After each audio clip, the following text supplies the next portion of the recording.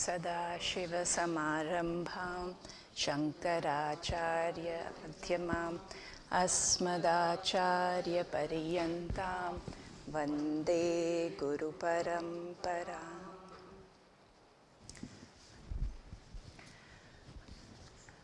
Om Gam Ganapataye Namaha. Om Shri Radha Krishnaya Namaha. Om Shri Dakshinamurtaye Namaha.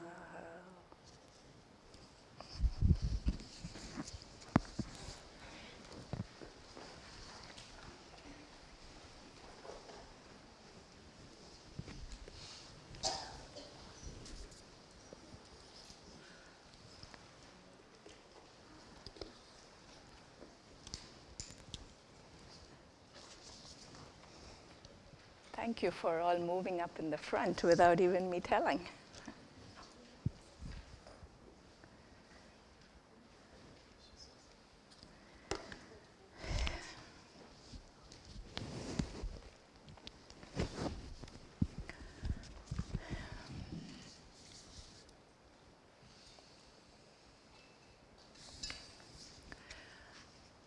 Om Sahana Bhavatu Sahanau Punaktu Sahaviryam Karavavahai Tejasvinavadhitamastu Mavid Vishavahai.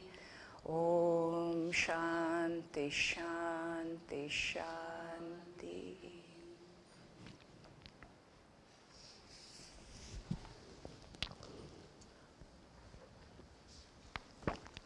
Welcome everyone.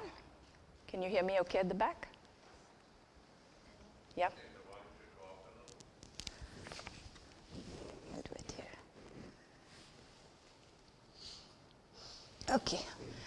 Maybe by the end of the course I'll figure this thing out. Figure the volume out.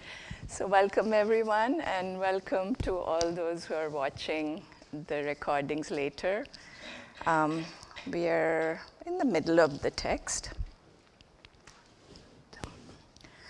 Kakhalu nalang kriyate, kakhalu nalang kriyate, drishta drishtartha sadhana patiyan, drishta drishtartha sadhana patiyan, amuya kanthastitaya, kanthastitaya, Prashnottara Ratnamalika.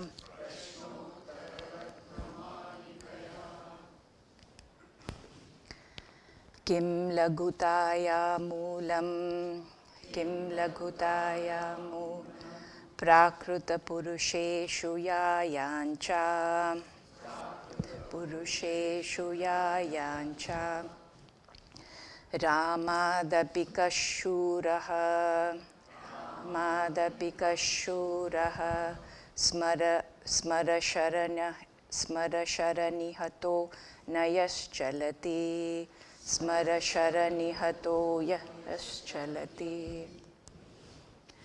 Kim aharnisham anuchintyam, kim aharnisham bhagavat charanam na samsaraha, bhagavat charanam na samsaraha, chakshushmantopi yandhakesyuhu, chakshushmantopi yandhakesyuhu, ye nastika manujaha, ye nastika manujaha. Kah panguriha prathitaha, kah panguriha prathitaha, vrajati chayo vardhake tirtham, vrajati chayo vardhake tirtham. Kim tirtham apicha mukhyam, kim tirtham chittamalam yanni vartayati, chittamalam yanni. Kim smartavyam purushaihi, kim smartavyam purushaihi, harinama sada, harinama sada, Nayavani bhasha, Nayavani bhasha. Kohina vachya sudhiya, Kohina vachya sudhiya, Paradoshas-chanrutam tadvat, Paradoshas-chanrutam tadvat. Kim sampadyam manujaihi, Kim sampadyam manujaihi, Vidya vittam balam yashaf punyam, Vidya vittam balam yashaf punyam. Kasarva guna vinashi, Kasarva guna vinashi, Lobhaha, Shatrushchakaha, Kamaha.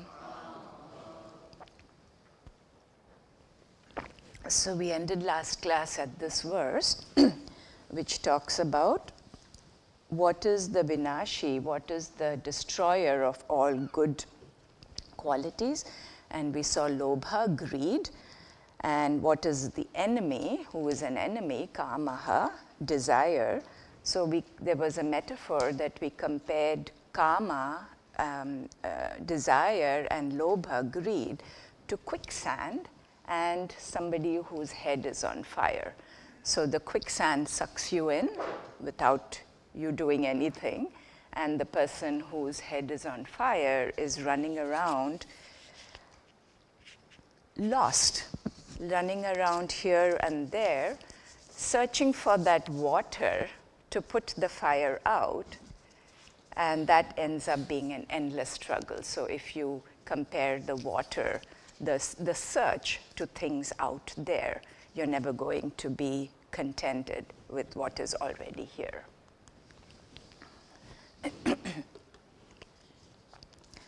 Kacha sabha pariharya, cha sabha pariharya, hinaya vriddha sachivena, hinaya vriddha sachivena, iha kutra vahitasyat manujaha, iha kutra vahitasyat manujaha, kila raja sevayam.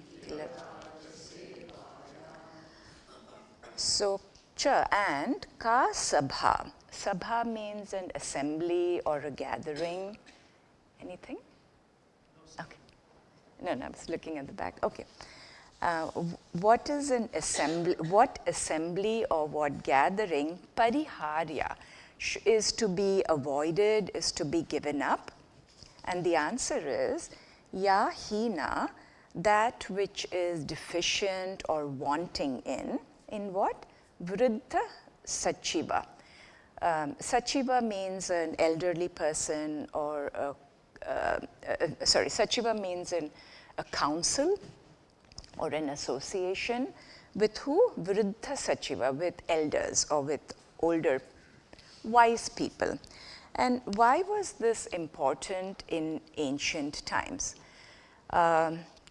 Of course, now if you want to know something, so it was important in ancient times because the elders had the wisdom of a lived life.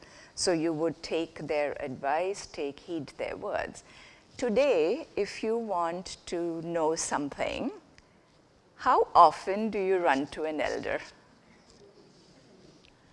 Most likely, what you're going to do is pick up your phone or go on your computer or whatever gadget, do a Google search, of course now do an AI search, and you have everything right there. Why would you need to go to an elder? In olden days, obviously, these things were not there.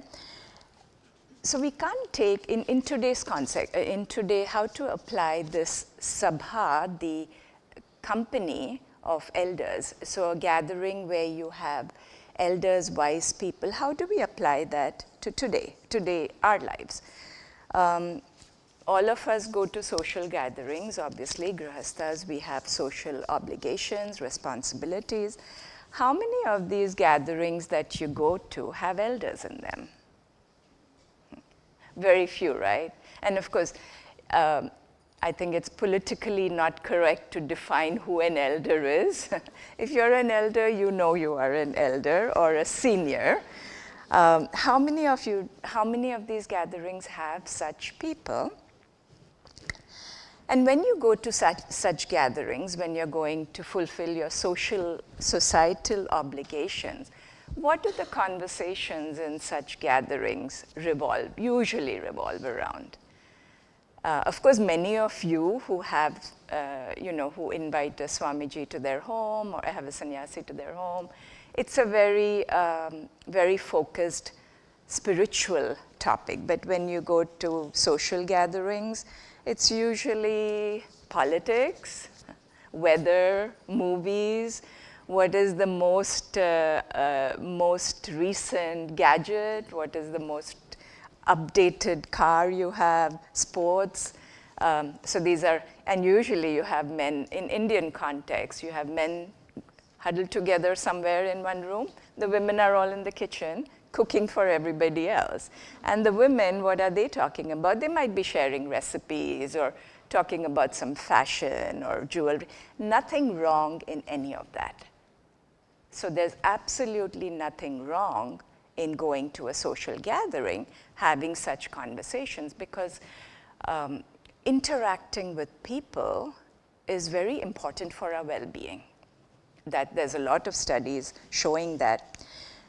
But if your primary goal becomes only to attend these social gatherings, without any sadhana, without any scriptural study, without any meditation, without any kind of sadhana that will help you grow, mature, then there is a problem.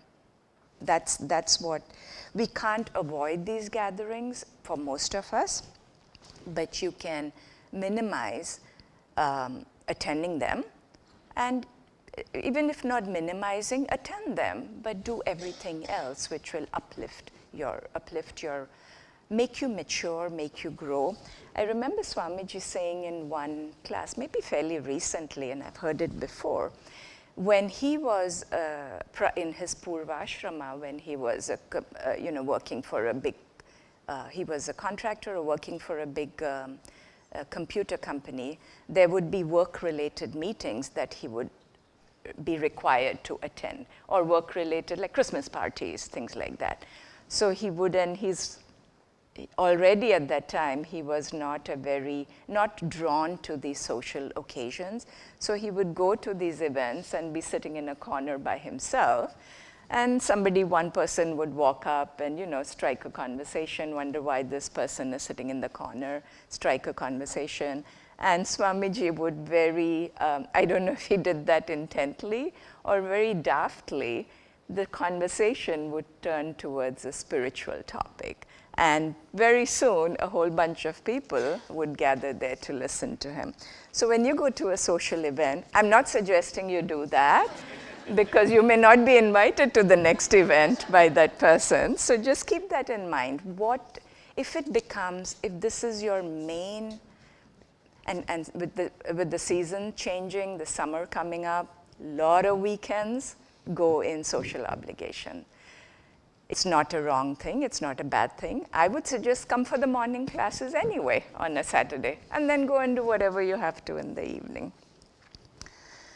So the next half, kutra, where, or in what, kutra syat, in what should manujaha, a person, be avahitaha. What should a person be careful or attentive in? What should be done with diligence, with care? The answer is kila, indeed, raja sevayam. So attending to or service of the Raja, of the king. Again, this is relating to ancient times. There is a shloka in Chanakya's Arthashastra. Remember, there were all these texts that that laid down how good governance, how a king should rule, what should be the priorities for a leader. And there's a shloka that says, Sahaya sadhyam rajatvam. Rajatvam kingship or sovereignty is possible or sadhyam accomplished only with sahaya, along with assistance, along with help from others.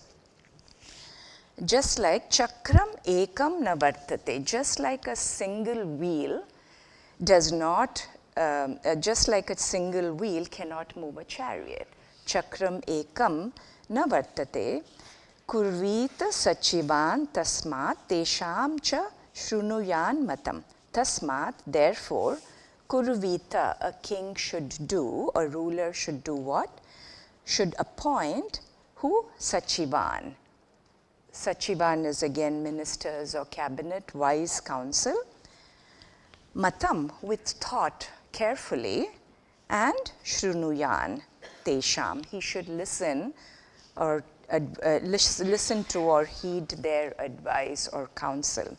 So how can we translate this to our lives? In our society, we don't have kings here, though there may be some rulers who think they are kings or want to be called king. But how about at your workplace?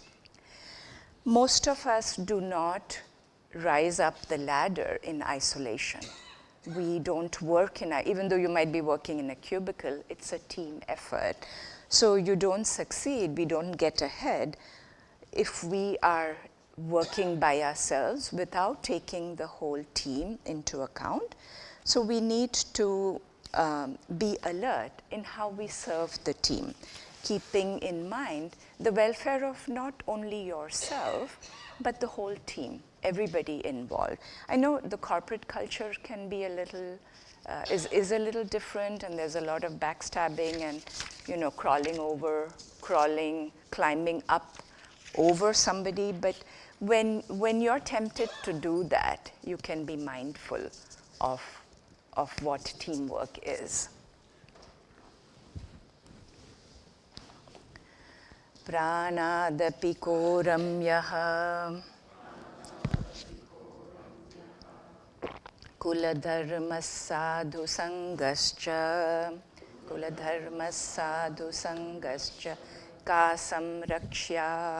kasamrakshya kirtif pativrata naija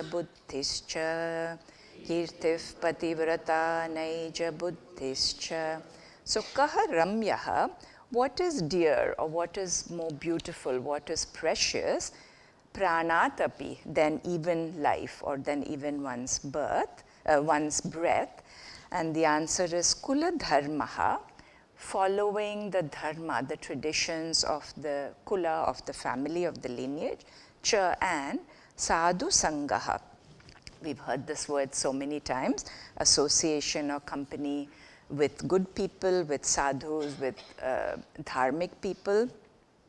So why is satsanga mentioned so many times in this text? We've seen it, I think almost every class, a word or some connection with the satsanga comes up.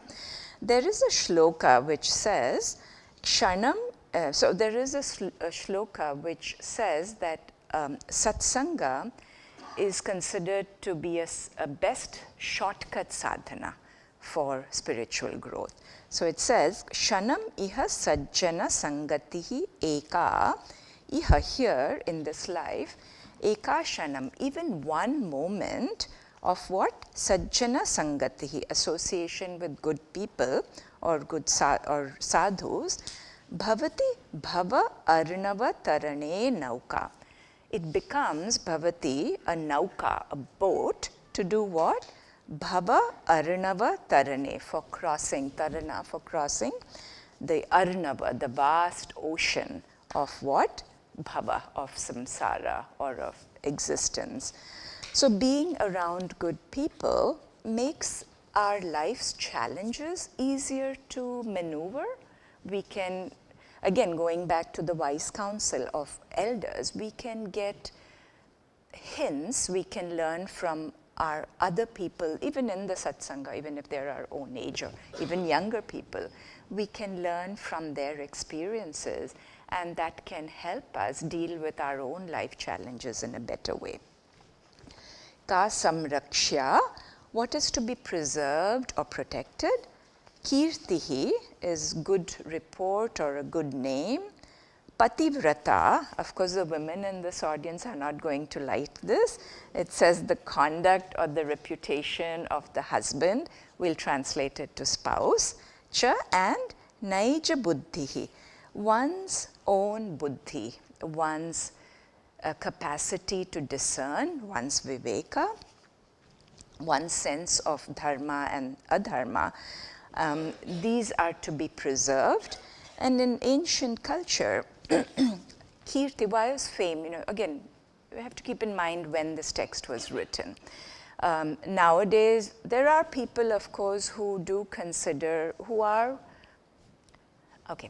So when you have something difficult going on in your family, how often are you going to talk about it to others, with others? Supposing you have somebody in your house who's struggling with mental illness. Very likely we don't share this with others unless they're really close to you. Why? Because we wonder what they would think about us. It's almost like a mark on you, a sense of failure, and that is such wrong thinking.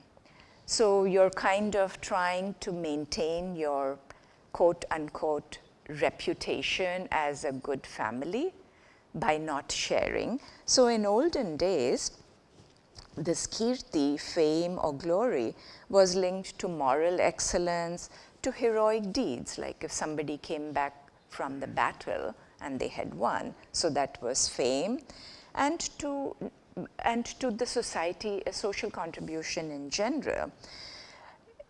This became important because an individual was not considered just an individual, but a representative of the lineage of the ancestors.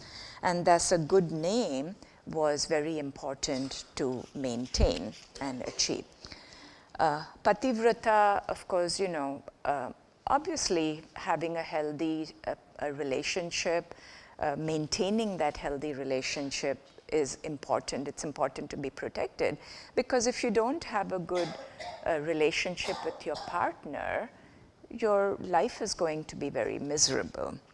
And then naija buddhi, even though naija buddhi means one's discernment, or one way of taking that is viveka, but it can also mean self-knowledge. So preserving what you know, preserving this wisdom that we get from the scriptures is to be protected. Ka kalpalata loke Satchishyayarpita vidya, Satchishyayarpita vidya, Kokshaya vata vrikṣasyat, Kokshaya vata vrikṣasyat, Vidhivat satpatra dattadanam yat, Vidhivat satpatra dattadanam yat. So loke, in this world, or it could also mean in any world because of the context. Ka kalpalata. Lata means a vine or a creeper. What is a vine or a creeper? That is kalpa. Here kalpa can be taken as a period of time which lasts for a kalpa.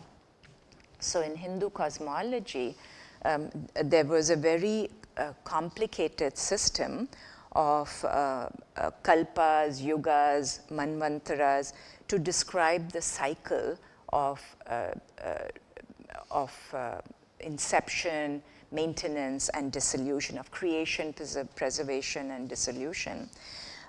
It's a complicated system, and it doesn't make sense to go through it in at this time, but just know that kalpa was a very long period of time.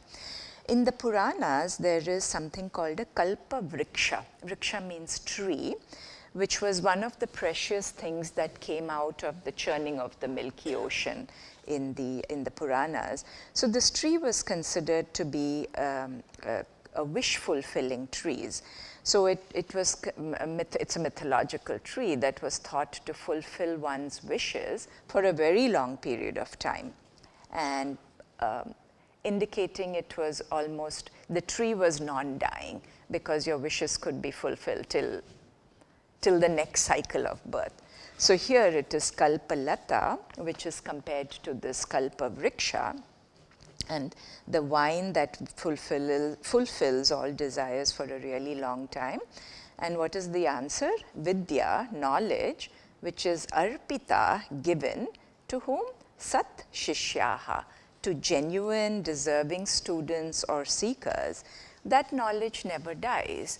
I found a quote from a person by the name of Neil Walsh, who says, "A true teacher is not the one who has the most students, but the one who creates the most teachers." And it's pretty obvious, right? One teacher can teach X number of students.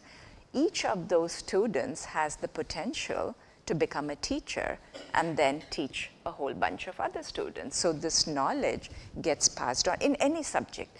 But of course, in our context, we're talking about the spiritual knowledge that gets passed on from one generation to the next.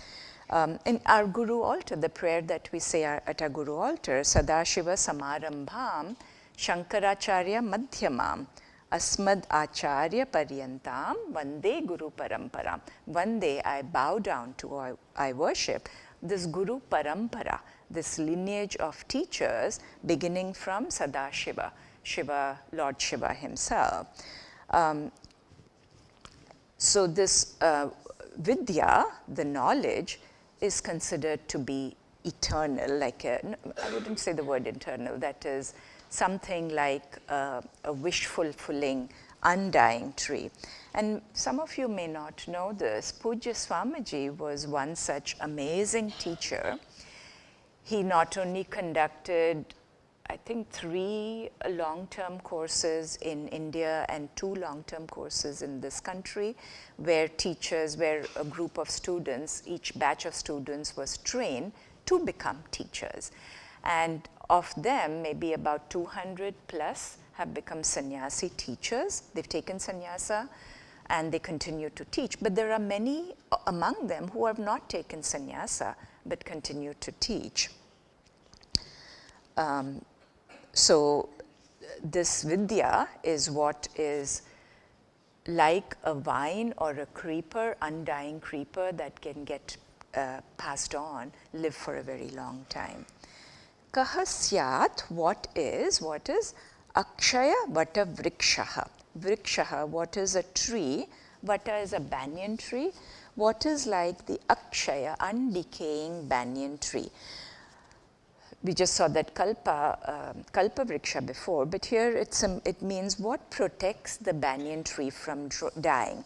And for those of you who've seen a picture or seen an actual banyan tree, there are many aerial roots from the tree that grow above the ground. And in time, these roots grow from the stem and branches, and they go anchor towards the ground.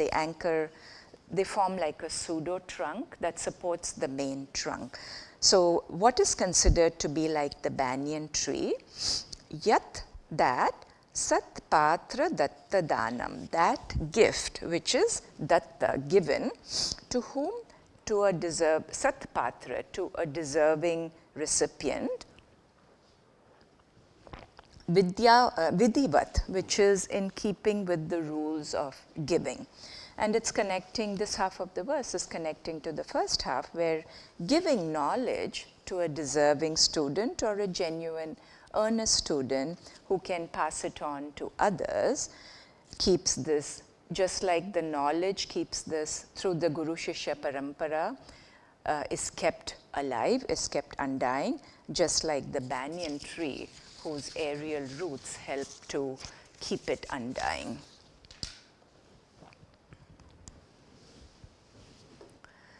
Kim Shastram Sarvesham Kim Yuktihi Mata Chaka Dhenuhu. So Kim Shastram Sarvesham. What is the Shastram? Weapon for all people. Obviously doesn't mean a literal weapon. What is the purpose of a weapon? A weapon is used for protection. So what weapon can protect you? And the answer is yuktihi, logic or reasoning. That is the tool. So why is yukti considered to be a weapon? It's interesting because that is a tool or a weapon that prevents us from living a life based on our whims and fancies,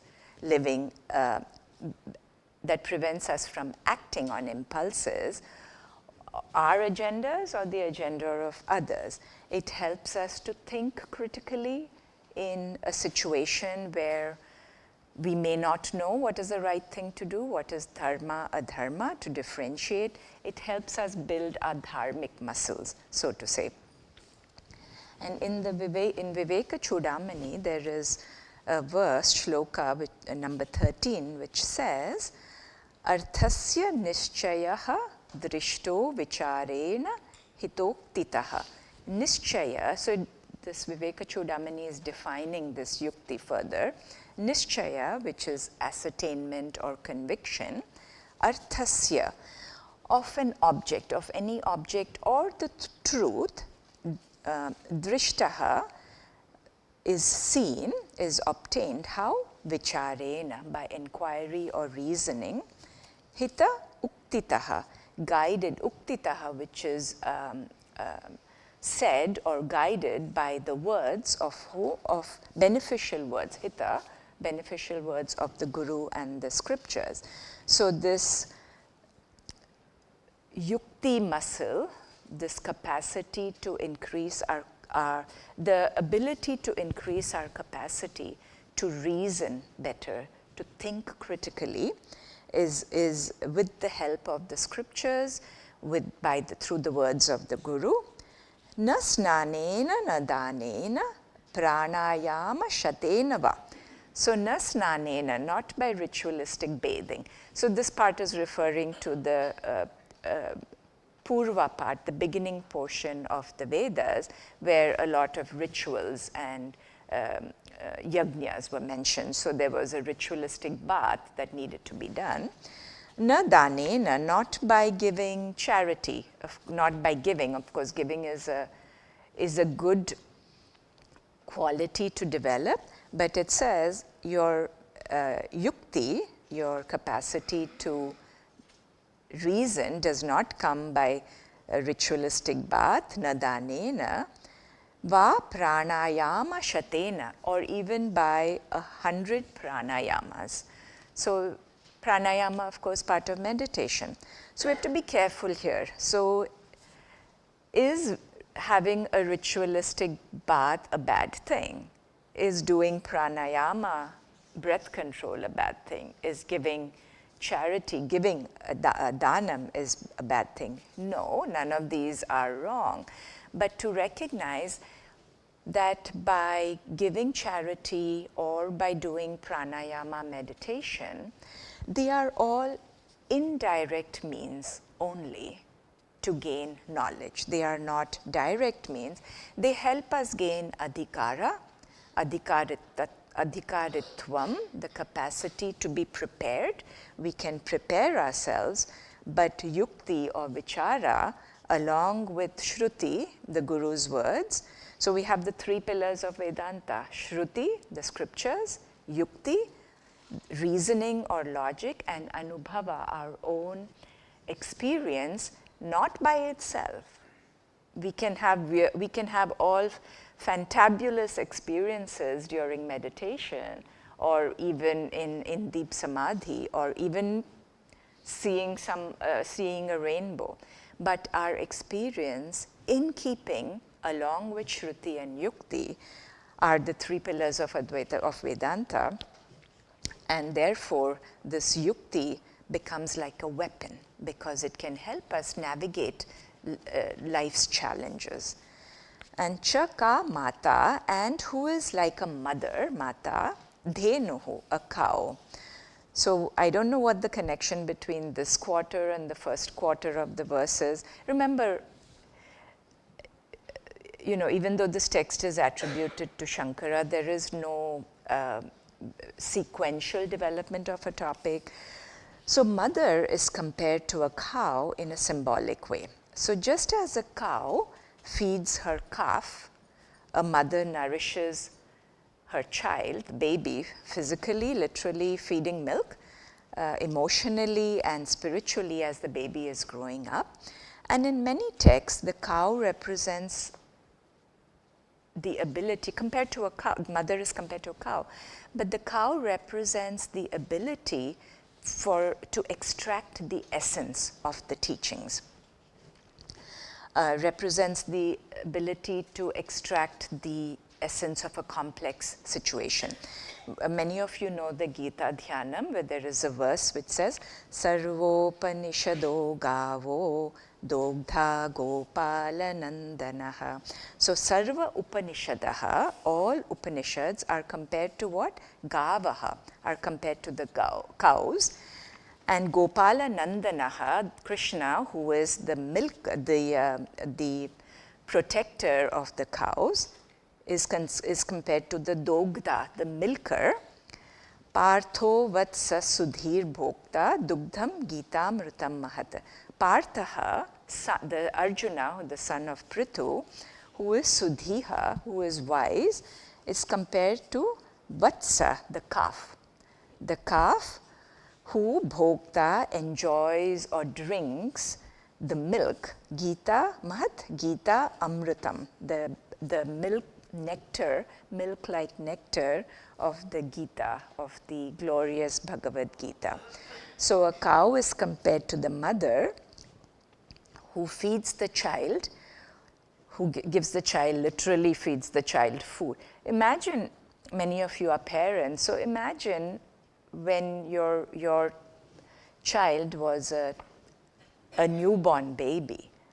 How many times in the day did you need to feed that child, that baby, right? It's I think every 2 hours or every 3 hours, how many ever hours that is.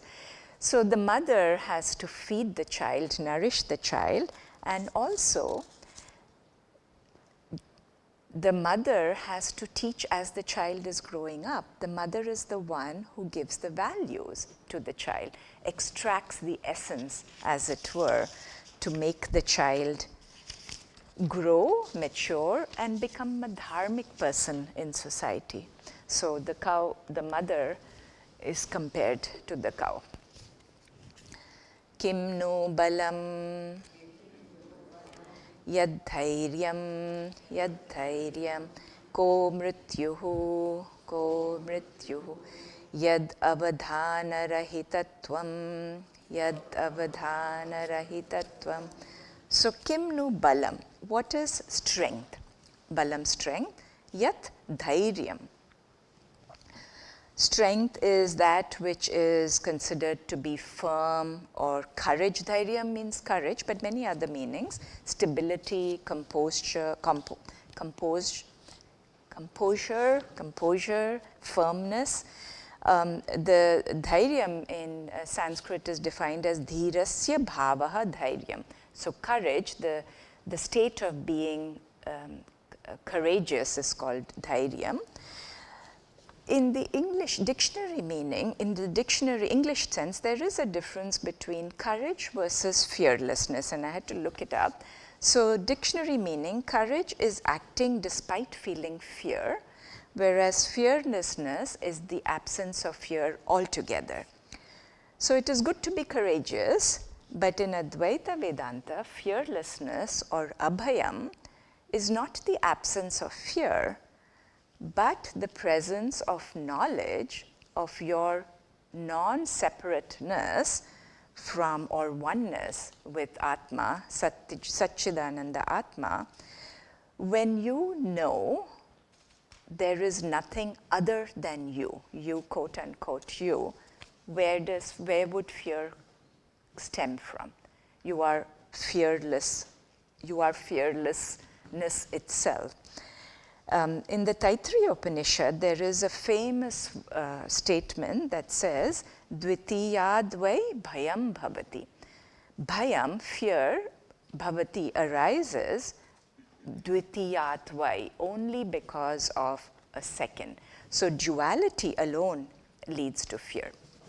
And This is like the pinnacle of the Advaita Vedanta teachings. How many of us are there? Yes, pretty good. How many of us are? How many of us do not experience fear at all?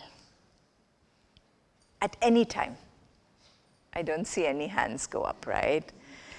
So till we get to these, till we assimilate these teachings of Advayam, Advaita Vedanta, fear is part of our day-to-day life. So what do we do when you have fear? Most of us, the one fear, it's an associative thinking, right? One fearful thought props up in the mind, and it leads to another, and worry, anxiety, and you're going down that path. So here, what can we do? How can we handle, what are some steps we can do to handle that fear that is coming up for us now? Until we get this teachings, we are so, the teachings have gone in so much that even when fear comes up, we can say, that is Dvaitam. The fear is coming out because of Dvaitam. So here are some practical steps to cultivate when you experience fear. Fear can become overwhelming, like I said, when it is very vague. And some of you might experience that. So for example, if you have a fear of, say, losing a job, or you're having a fear of waiting for that test biopsy result. So this fear can become very overwhelming, going in loops. So you can start by naming that fear. So instead of keeping that fear very vague, you can name that fear and say, okay, I'm afraid of what? I'm afraid of losing my job. I am afraid of my wife leaving me. I am afraid of my child not doing well in school. I am afraid of that test result. So when you label that fear, you're acknowledging it, you're recognizing that there is a fear, that you have fear. And fear is not just a thought. Fear can have a very physical reaction, manifest in a very physical reaction in our bodies. So we identify that part of the body that is feeling that fear. And it can be some of the ways that many people feel fear. You can be clenching your teeth, clenching your jaws, tightening your back and neck. You can be squinting your eyes when you're staring at the computer. Your muscles feel tight. You feel like some kind of a tightness in the abdomen and chest. Once you identify which part of the body is feeling this fear, you can learn to relax it. These are all techniques that come in mindfulness and a lot of psychology that comes behind this. So you can learn to, say, relax your jaw. You can learn to relax your forehead, relax your eyes. Take some deep breaths so that you're relaxing your body, you're breathing. You can stand up and stretch your body. So any part of the body that is holding this fear can relax. And your body can, when your body calms down, there's obviously a biofeedback loop between the mind and the body. Once your body calms down, automatically that fear response can also calm down. And then when you're sufficiently calm, you can turn towards the fear. So you've labeled the fear, I'm afraid of that test result. You can turn towards the fear and really look at it. Observe the fear. Ask yourself, what triggered the fear? Is it an old pattern that is just you're on autopilot that has just come up? Is that fear limiting you or protecting you? Remember, fear in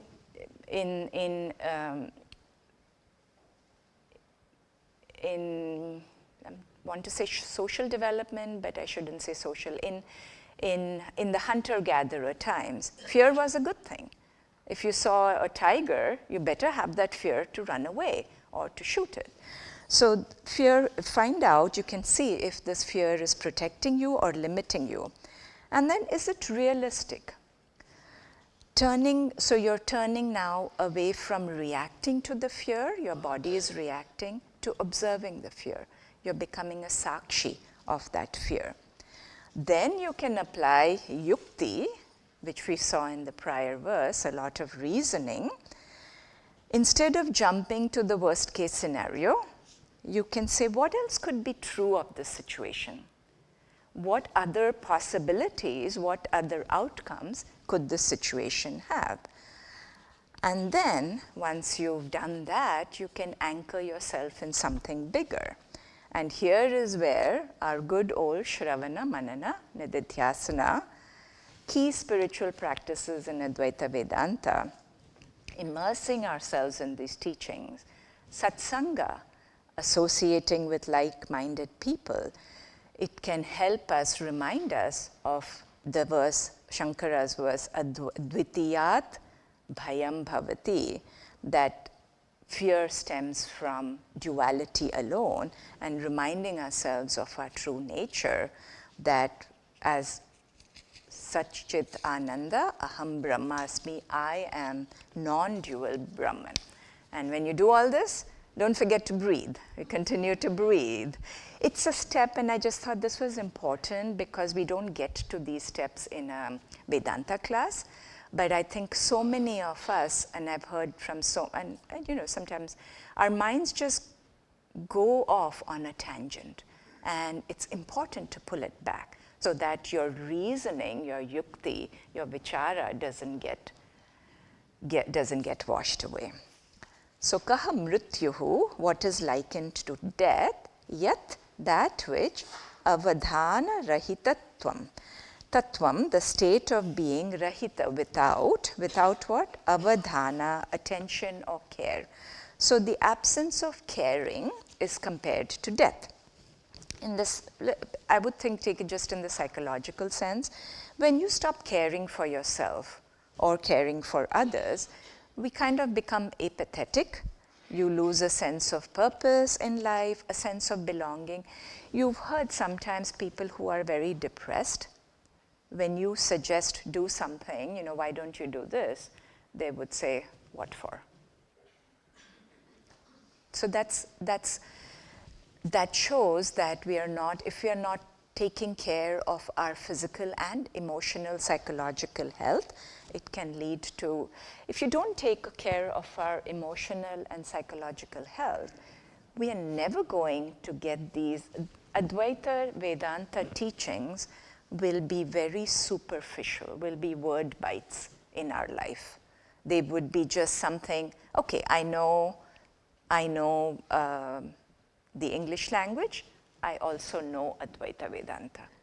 But without making those teachings our reality in our lives, that can happen only when we are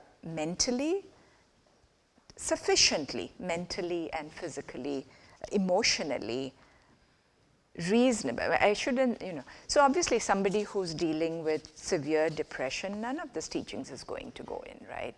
You have to overcome some of that, your emotional, psychological challenges before being able to get the essence of Vedanta.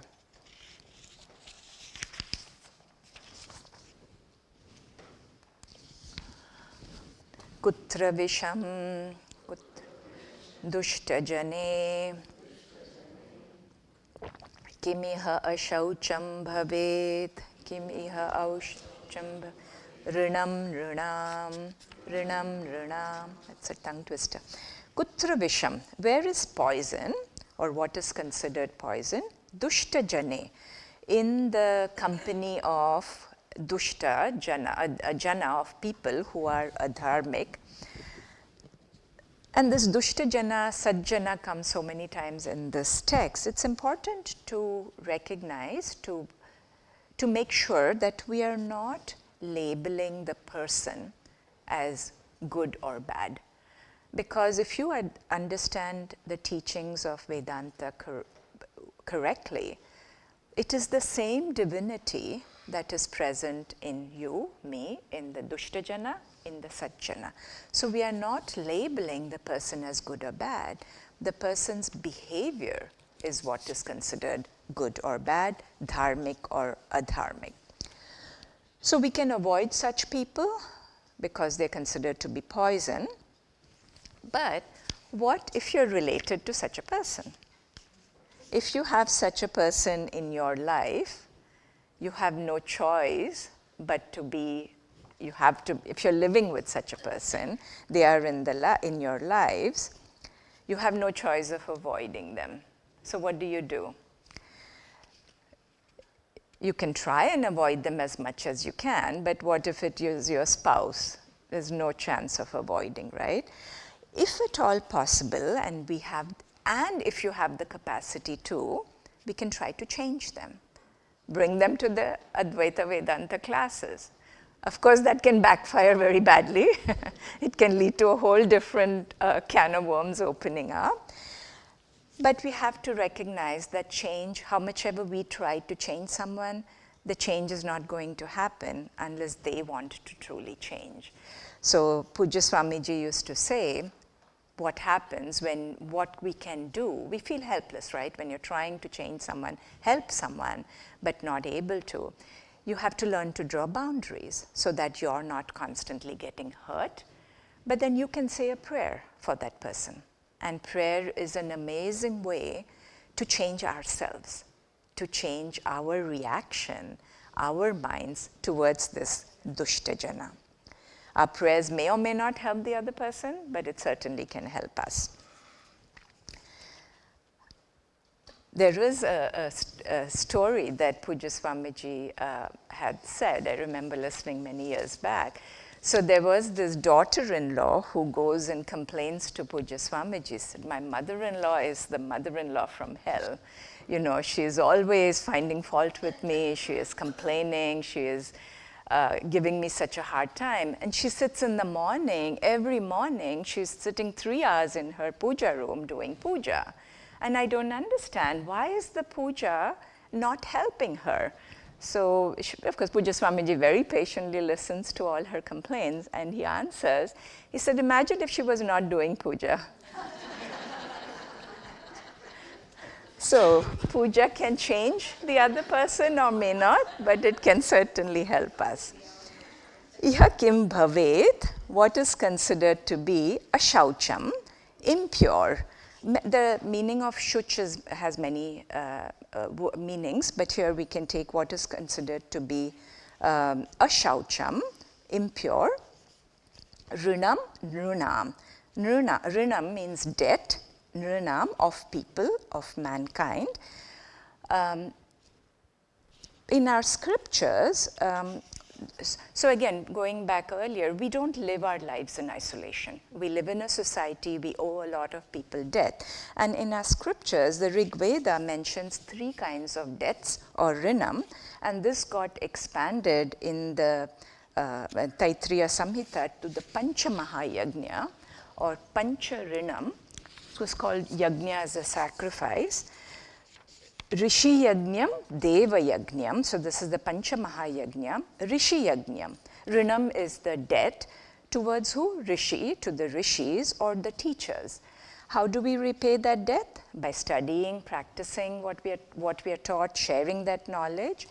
Deva Yagnyam, Deva is we can consider, Deva literally means the deities or the gods, but for us we can consider that to be nature.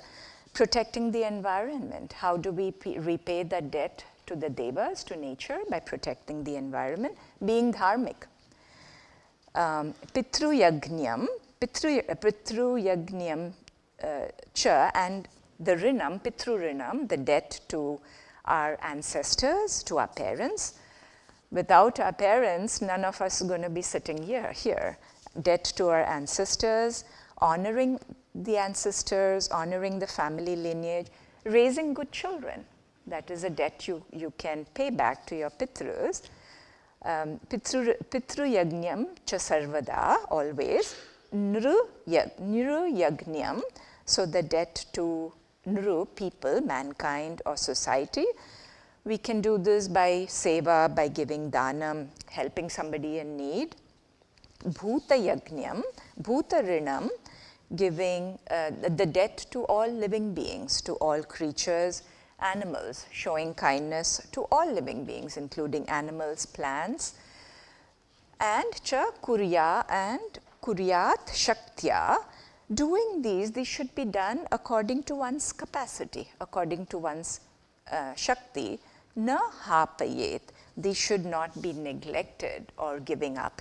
So these 5 rinams come very prominently, and it helps, even in ancient times. And if we keep track of these debts that we owe to pretty much everyone and everything, we can learn to give back. So a person is in debt is considered to be impure, because when we don't repay these debts, there is a constant sense of not fulfilling our duties. There can be a constant sense of not doing what needs to be done. Okay, we'll end with our prayers here. Om sarve bhavantu sukhinah, sarve santu niramayaha, sarve bhadrani pashyantu, ma kaschid dukkha bhag bhavet, asato ma sadgamaya, tamaso ma jyotirgamaya, mrityor ma amritangamaya. Om Shanti Shanti Shanti Harihi Om Shri Gurubhyo Namaha Harihi Om. Thank you all for coming.